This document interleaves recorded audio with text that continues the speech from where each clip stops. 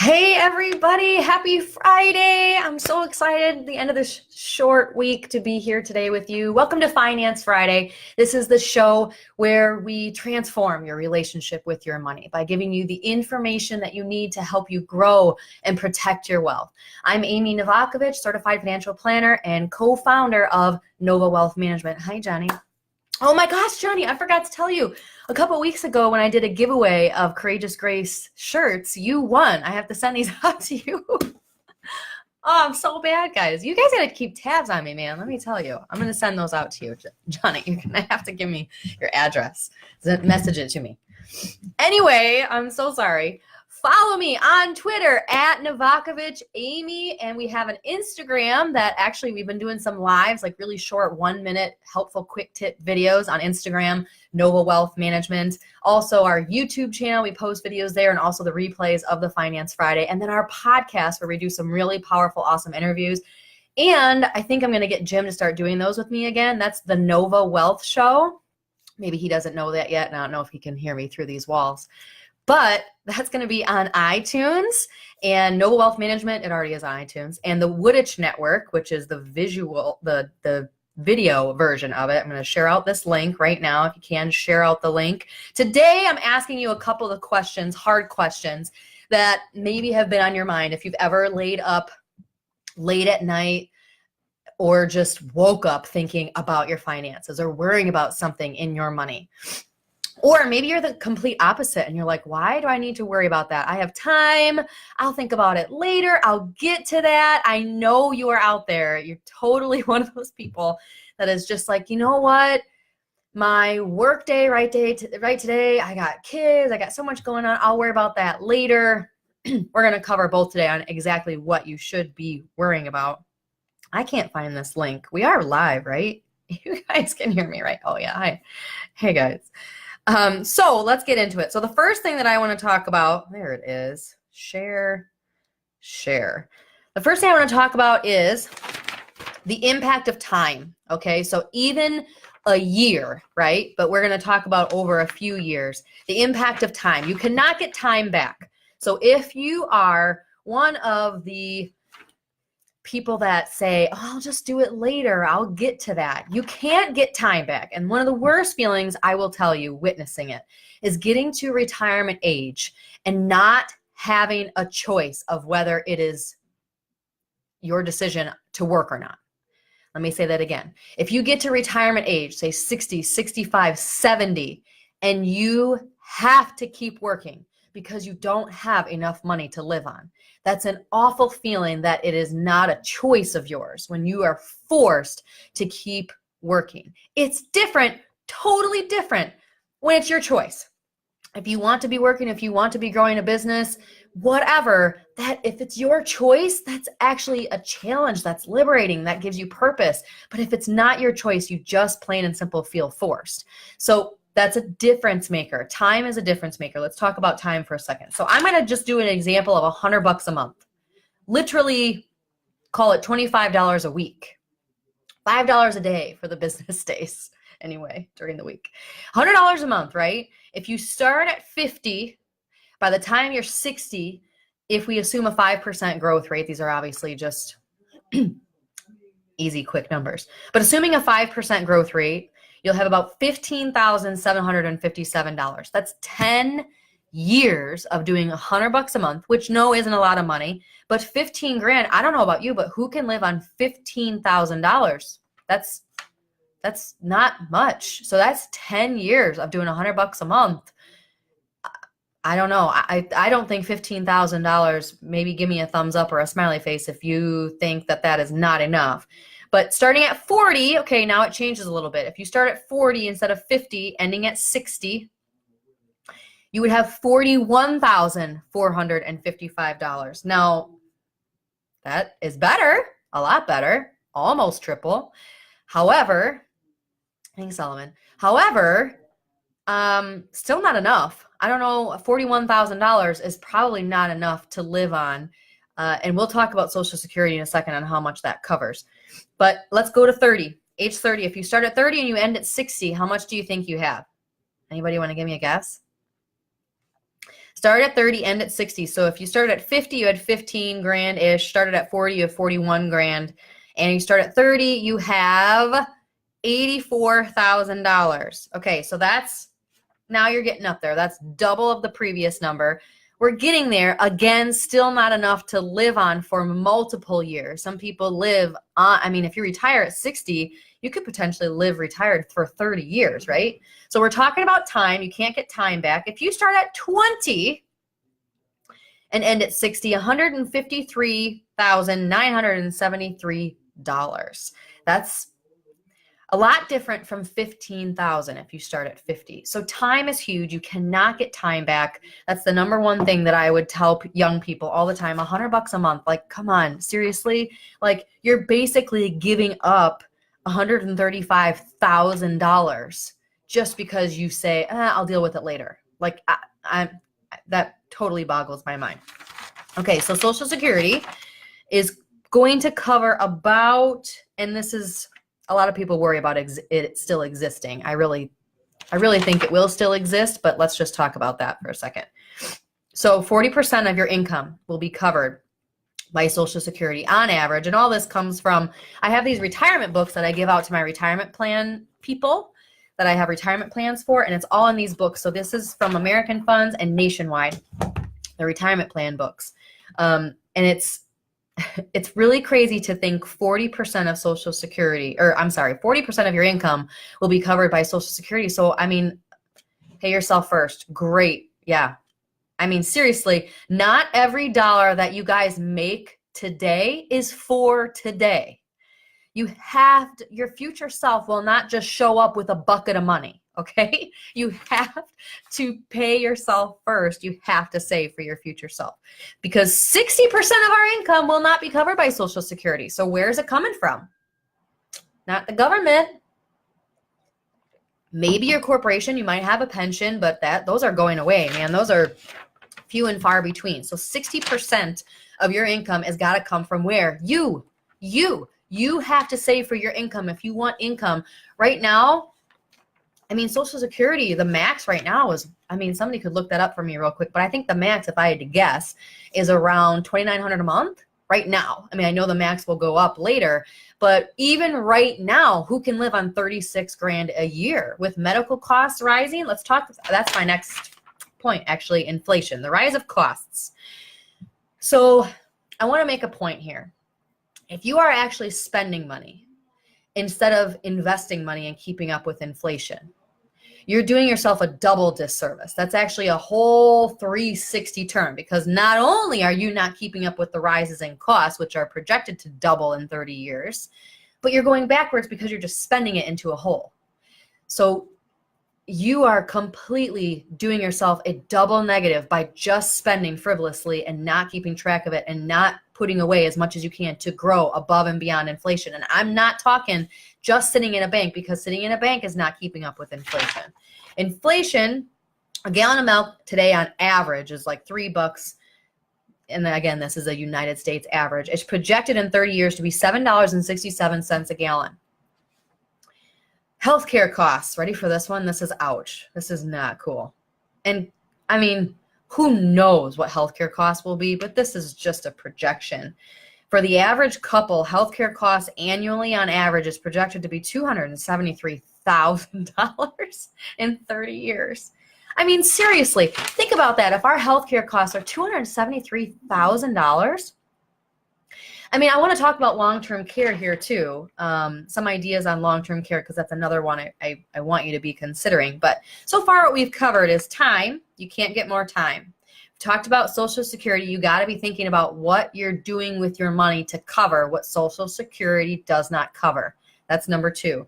Number 3 is the rise in costs. If you are just spending, you are actually going backwards. You're not only not keeping up with the rise in costs, guys, you're going backwards. So you are double hitting yourself there.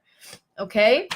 We talked about putting away $100 a month, how time can really do yourself some justice. So now let's talk about long-term care. So 68% of people 65 and older, and this is according to the Family Caregiver Alliance, will need long-term care. What is long-term care? Long-term care is you cannot perform 2 of the 6 everyday regular activities of daily living. So things like feeding yourself. And this is not a fun conversation, but it is something you guys have to hear because this is huge. What we see is that people have the perfect plan set up. You've actually saved your money. You've done really well financially. You cut back on costs. You have a great retirement life, and then one of you gets sick. It is so common. 68% of people 65 and older will need long-term care, meaning you cannot perform 2 of the 6 activities of daily living. Again, this is feeding yourself, bathing yourself, continence, transferring, things like this. Okay? When you put together a couple, if you both make it over the age of 65, the statistics are up into the 70%. All the different sites say different percentages, but it ups that percentage between 70 and 80% chance that one of you will need care. So here's your choices, right? You have 3 choices. I'm going to write these down so I keep my train of thought because I know I can totally go off on tangents. And you can keep me in line here. Like, please feel free to ask questions if I'm talking too fast. And I did not have caffeine today. This is literally decaf relaxing tea. Hey, Ed. Oh, this is a great conversation for you. Okay, so long-term care. Option number 1. Ready? Family. Okay? So you can say to your children, look, I've taken care of you. Now you can take care of me. Go ahead. You got to take care of me. That's family. Number 2, you can get insurance to help out. There are 2 types of insurance for long-term care. There is the traditional long-term care, right? Traditional meaning I pay a bill every month, every 6 months, every year. I pay the bill. If I need care, it will cover me. It will pay for some of my costs to get care. If I don't, it's just kind of lost. It's like car insurance, really. If you need it someday, it's like, oh, good thing I had it. If you don't need it, it's like, well, I just paid that premium, 6 months went by, nothing happened, that premium is gone. That's traditional long-term care. Your second option with long-term care is to make, let's call it a deposit with an insurance company into a certain type of insurance policy that gives you protection on the assets. So a lot of times they'll protect your principal. If you want more in benefits, they'll give you like 80% of return of principal. So instead of just paying premiums, it's really just a deposit in a contract with an insurance company. And when you make that deposit, you get death benefits, long-term care benefits, and obviously a cash refund option. This is typically, we call these wealth transfer, or what's another fancy name for them? I'm trying to think what people use to sell them. Usually like a long-term care rider, you can call it too. But these are ways that you can look at it. I just looked at this literally for one of my clients who's 36 years old because she's like, I just got married. I don't really know if I need life insurance, but I've had this policy forever. And so I was looking into adding a long-term care rider for her. So if you've got life insurance policies, not typically common, they'll just add a long-term care insurance rider on there for you, but it's something to look into. It's an option. Okay, and your third option is to self-pay. All right, so you've got family, you've got insurance, and you've got self-pay. If you self-pay, again, so remember when we talked about Social Security, Social Security will cover about 40% of your income. So you are responsible for 60% of your income.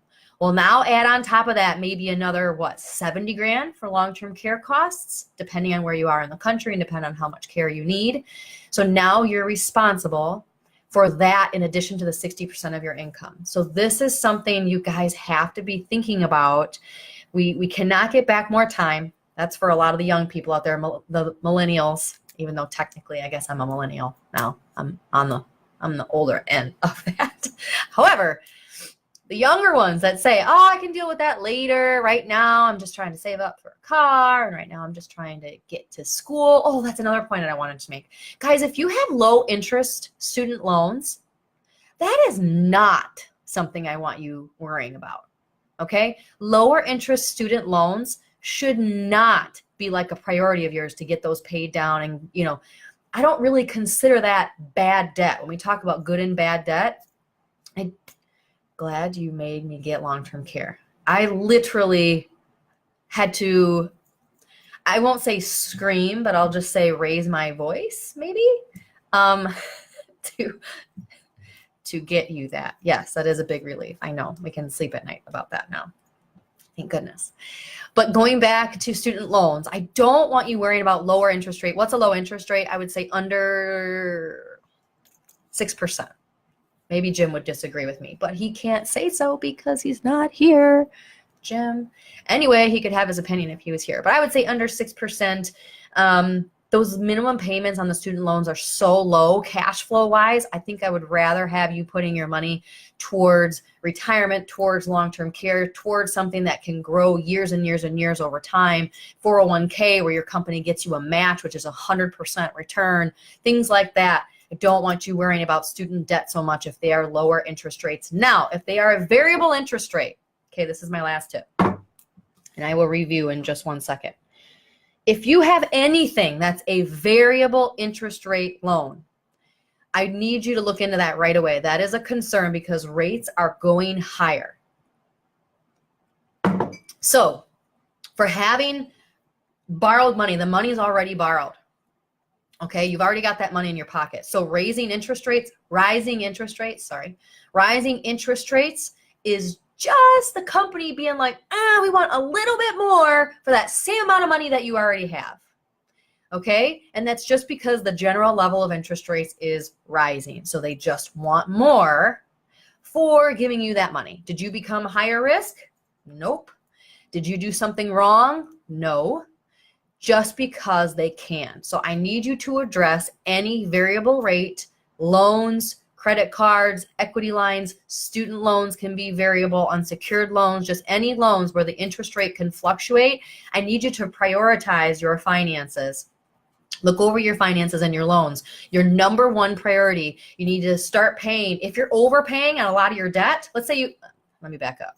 I feel like I'm getting all over the place. Let's say you have 3 different loans and you're paying above and beyond the minimum payment on 3 of your loans.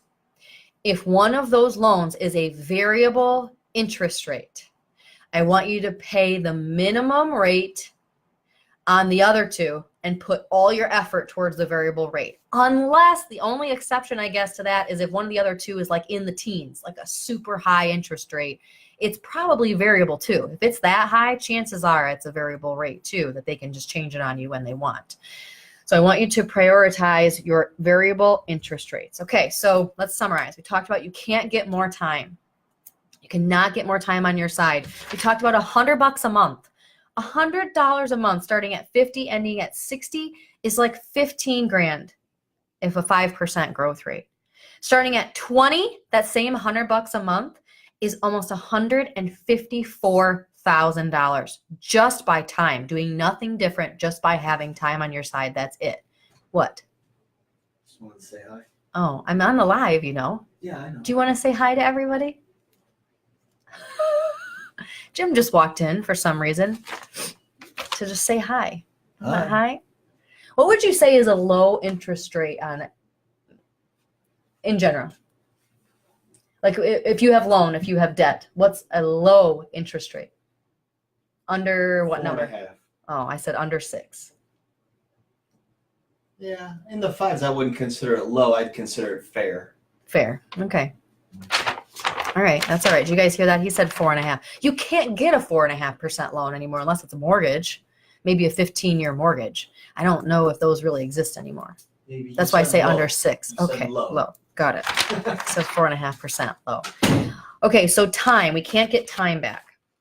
We talked about the importance of you being responsible for your own income in retirement. Social Security will cover about 40% on average of your income. So you are responsible for the other 60%. That is on you.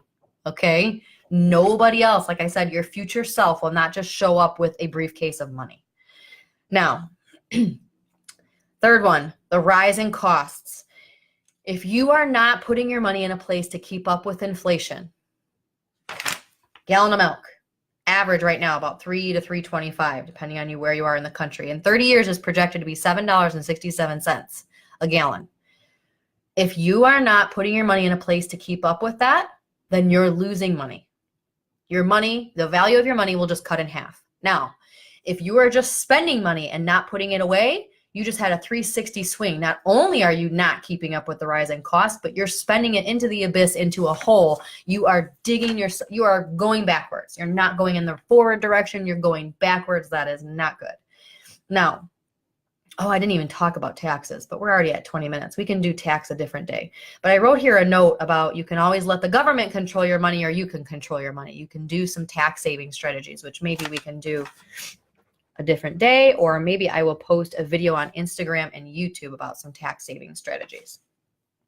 And the other thing I want you to worry about is long-term care. 68%. Hey, Lena, 68% of people age 65 and older will need long-term care.